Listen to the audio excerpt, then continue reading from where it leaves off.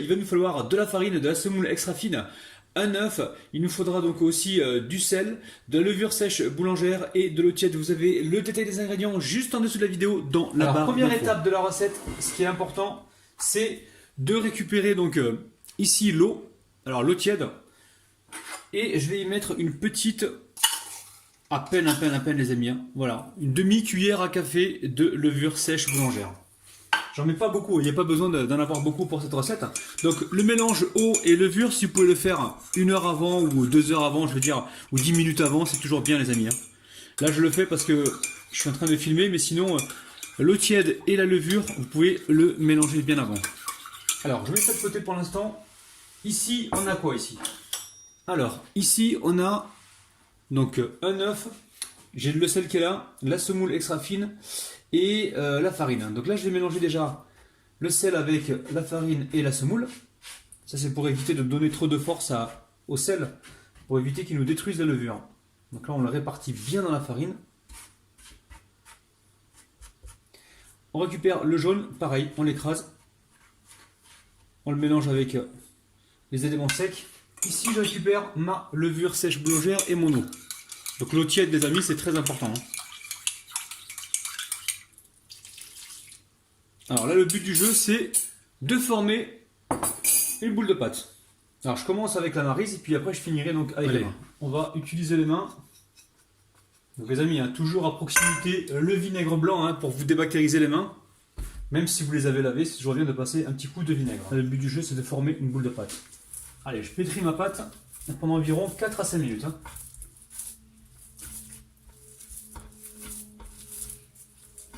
Alors ensuite, vous mettez environ une cuillère à café d'huile d'olive. Et ensuite, on va laisser la pâte reposer pendant environ 45 minutes. Alors, dans une poêle, vous mettez l'huile d'olive. Vous n'attendez pas que ça chauffe, hein. Vous mettez aussitôt les oignons et le poulet. On va tout cuire en même temps, vous allez voir. On va gagner du temps. Alors, on va mettre un petit peu de sel.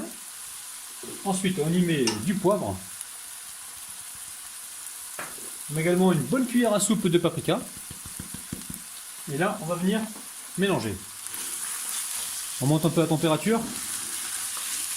Alors ici, il me restait des aubergines, des tranches d'aubergines grillées d'une recette précédente. Donc je ne vais pas les jeter, je vais les couper également et les mettre avec ma préparation. Donc surtout, vous de votre côté, n'hésitez pas à jeter un œil dans les frigos. Vous allez certainement retrouver des choses à passer dans votre recette.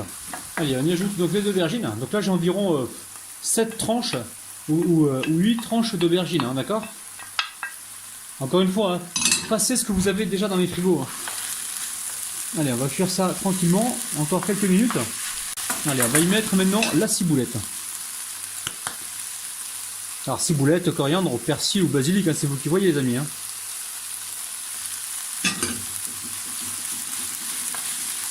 Allez, c'est prêt, on va pouvoir passer à la suite. La famille, j'ai failli oublier, on va mettre 2 cuillères à soupe de ketchup bio. Alors vous pouvez mettre du miel, hein, si vous voulez, hein, il n'y a pas de problème, hein. C'est juste pour apporter la petite touche sucrée. Vous pouvez mettre de la moutarde également. Moi en ce moment je n'ai pas avec ma famille à cause de la moutarde. Donc j'essaie de pas trop en mettre, mais vous mettez-en de votre côté, vous allez voir, ça relève le goût. Et également l'ail, hein. Si vous aimez ça, mettez de l'ail dans la recette, hein. Allez, là on passe vraiment à la suite. Alors la famille, j'ai débarrassé ma pâte dans un saladier, hein, pour avoir plus de place.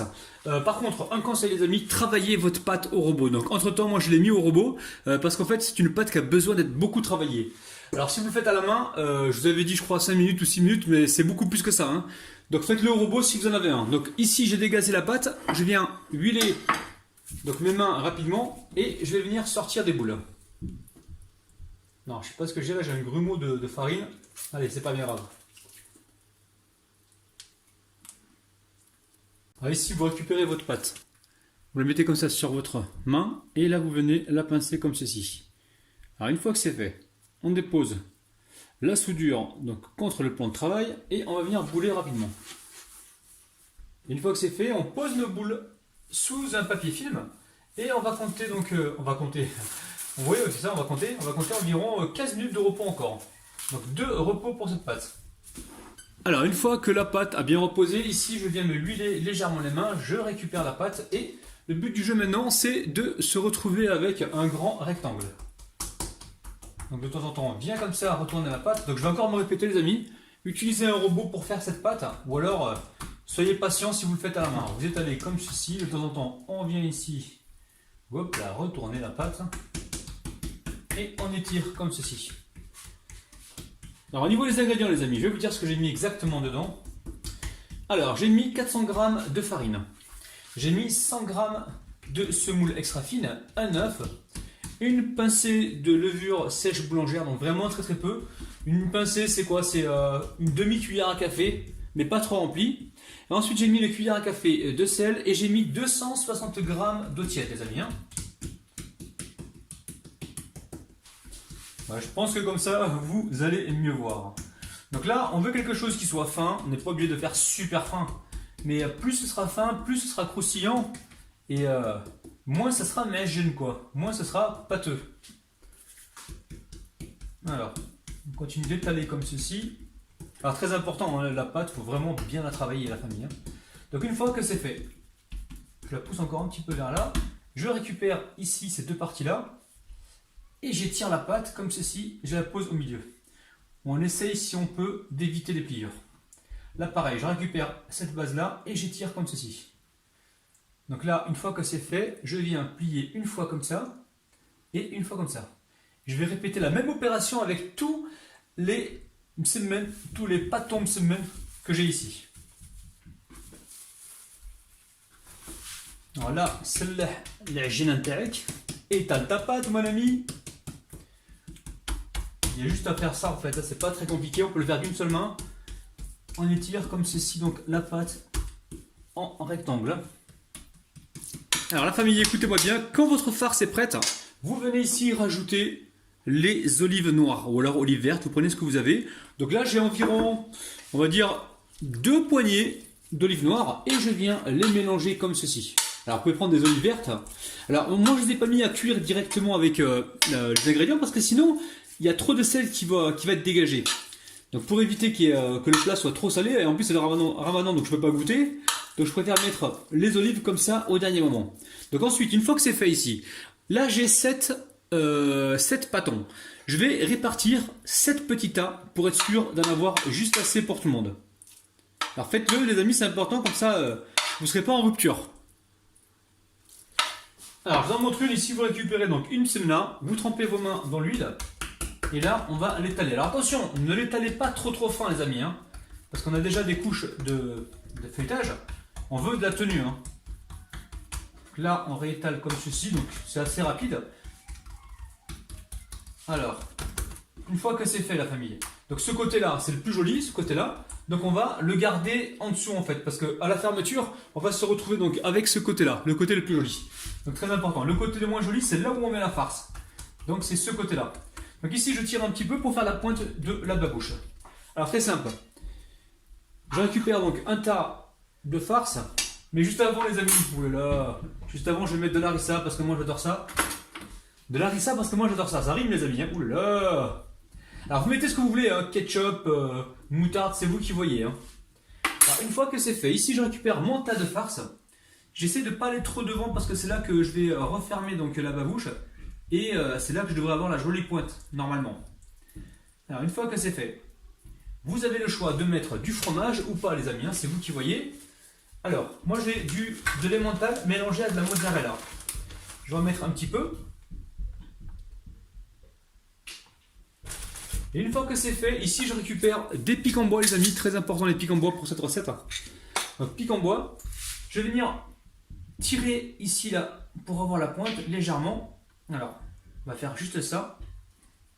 Et on va pincer donc le msemen pour le refermer. Alors attention de ne pas le faire trop fin parce que si vous le faites trop fin, le problème qui va se passer, c'est que vous allez avoir du mal à le refermer. Et pendant la cuisson, il risque de s'ouvrir. Donc une fois que vous avez pincé comme ceci, vous récupérez donc les pics en bois et vous venez comme ça en biais les enfoncer. Ça c'est pour sécuriser donc la cuisson pour ne pas que ça s'envole partout, pour ne pas que le babouche se sépare. Là j'ai vraiment envie d'avoir la fermeture bien hermétique.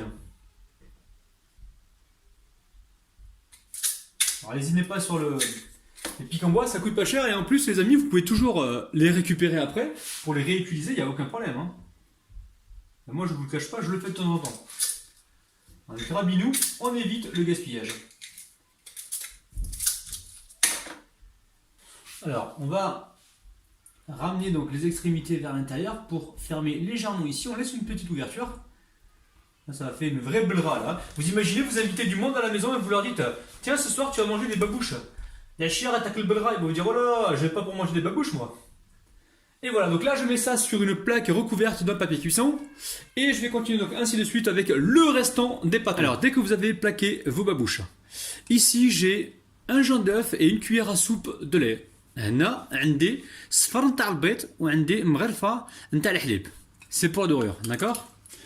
Alors, il y a des mecs qui doivent se dire mais il parle en martien ou quoi? Alors, je vais venir comme ça badigeonner mes babouches pour avoir une belle coloration. Alors, le but du jeu, c'est pas de faire une omelette. Hein. Donc là, on égoutte le pinceau, opération Rabinou le Rabinou, et on passe un petit coup comme ceci. Allez, direction le four, envoyer les plaques par plaque. Donc là, je pense que je vais y aller pour 15 à 20 minutes. Il faudra surveiller à 200 degrés, les amis. Hein. 200 degrés. Les amis, regardez-moi ça. Et franchement, je vais en ouvrir un pour vous. Regardez-moi ça. C'est un truc de ouf, les amis.